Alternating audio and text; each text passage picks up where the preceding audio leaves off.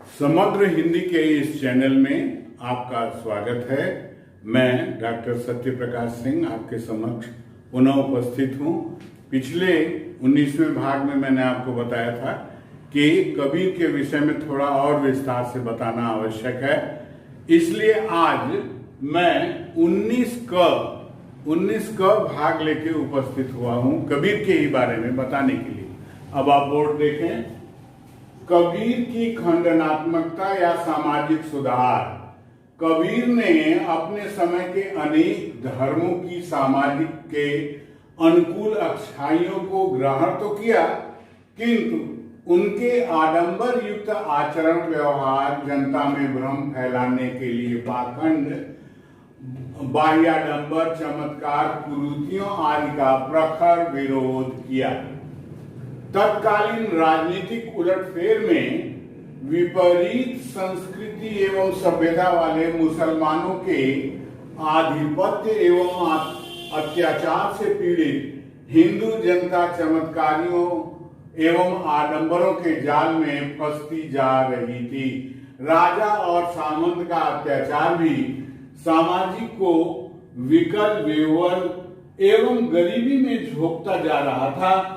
ऐसी भयावह एवं सामाजिक संक्रमित काल में जन्मे कबीरदास ने अपनी उद्घोषक वाणी से आडंबरों, अत्याचारों, धार्मिक एवं दार्शनिक आदर्शों के खोखलेपन पर वेद, वेदांत, ब्राह्मण ग्रंथों, बौद्ध ग्रंथ, दर्शन, शक दर्शन, शाक्त दर्शन आदि को सामान्य जन के लिए अनुपयुक्त बताते हुए उखाड़ फेंकने में कोई हिचकिचाहट या संकोच नहीं किया। मनुष्य मात्र में जाति भेद, वर्ण भेद, धर्म भेद, अमीरी गरीबी का भेद, शूद्र ब्राह्मण, स्त्री पुरुष का भेद आदि सब कुछ को निरर्थक घोषित किया। कबीर ने अपने समय की परिस्थितियों का सूक्ष्म निरीक्षण अंतर्दृष्टि से करके प्रचलित बुराइयों के मूलाधार को उखाड़ फेंकने में तनिक भी देर नहीं की। उनका अखड़ाना स्वभाव और प्रखर खंडनात्मक वाणी ने सामाजिक आडंबरों का खंडन करने में संकोच नहीं किया। स्पष्ट घोषणा करते हैं कि सभी एक राह से उपजे हैं, अतः को ब्राह्मण को सूदा। आगे कहते हैं, जो ब्राह्मण तू बामन जाया, आन राह वह क्यों नहीं आया। अगली बात देखिए, अवतारवाद और मूर्ति पूजा के वे घनघोर विरोधी थे। निरंजन, निराकारी और निर्गुण ब्रह्म को क्या किसी ने देखा है? जो उसकी मूर्ति बनाकर मंदिर में मंदिर का निर्माण कर अच्छे अच्छे पकवान का भोग लगाकर स्वयं ग्रहण करते हो। कबीर के विचारों के अनुसार तीर्थ, व्रत, मृतक भोज, पिंडदान, श्राद्ध कर्म आदि सब कुछ भ्रम उत्पन्न करने वाले पाखंड हैं। इन सब का उन्होंने विरोध किया है। शाक्तों के प्रबल विरोधी कबीरदास थे। शाक्त वो होते हैं जो बलि देते हैं पशुओं की। शाक्तों के प्रबल विरोधी कबीरदास थे। वे शाक्तों से अच्छा वैष्णवों को मानते थे, क्योंकि वैष्णव धर्म में हत्या या बलि देने की प्रथा बिल्कुल नहीं है। कबीर मुसलमान सूफी संतों की प्रेम भावना से अत्यधिक प्रभावित थे, परंतु अब आगे देखिए, परंतु रोजा रखने वाले, हज, बंदगी और 5 बार नमाज पढ़ने वाले, गाय और बकरी की हत्या करने वाले काजी, शेख, मुल्ला और दरवेशों की भरपूर उन्होंने निंदा की है। अनेक जगहों पर इन्होंने निंदा की है।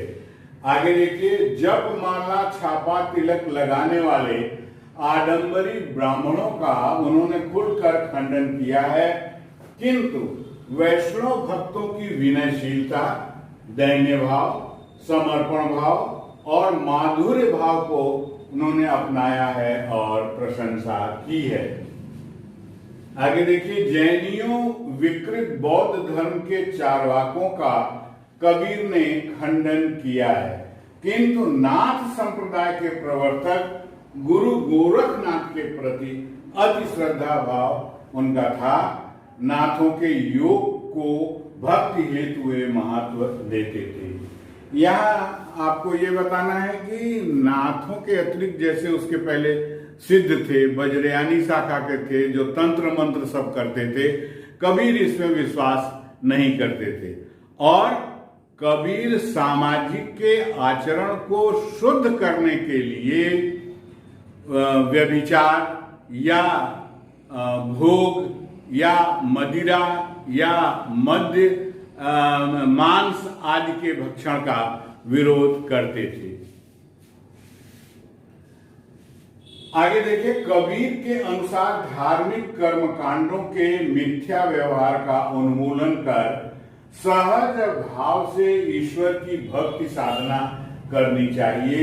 सहज भाव से भक्ति पर ही उसकी अर्थात परमात्मा की अनुभूति हो सकती है।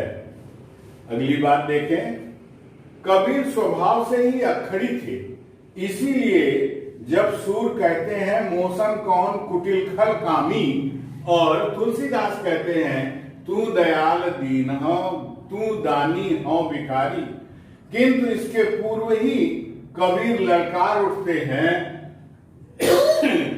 कबीरा खड़ा बाजार में लिए लुकाता हाथ, जो घर जा रहे आप ना चले हमारे साथ। और आत्मविश्वास से